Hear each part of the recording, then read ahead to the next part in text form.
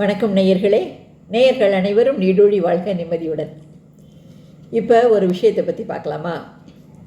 அதாவது சில கேள்விகளுக்கு கிருஷ்ணர் கீதையில் பதில் சொல்லியிருக்காரு. அதில் ஒவ்வொரு கேள்வியாக பார்க்கலாம். இன்றைக்கி நம்ம பார்க்க போகிறது என்னன்னா, அதிக அன்பு வைத்திருப்பவர்கள் இறுதியில் தனிமையில் விடப்படுகிறார்கள்.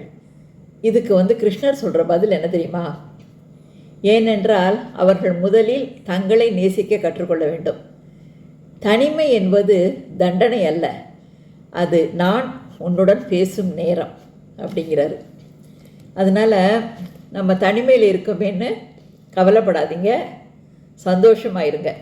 ஏன்னா தனிமையில் இருக்கும்போது தான் புது புது சிந்தனைகள்லாம் தோணும்.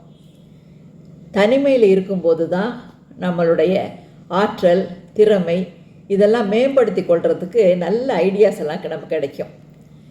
அப்புறம் தனிமையில் இருக்கும்போது தான் நாம் செஞ்ச நல்ல செயல்களையும் நம்ம நினச்சி பார்ப்போம்.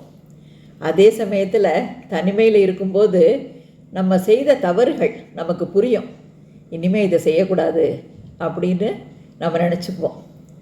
அதாவது தனிமையில் இருக்கும்போது தான் நம்ம மனசாட்சி நம்மளோட பேசும். அதாவது இறைவன் நம்ம கூட பேசுவார்.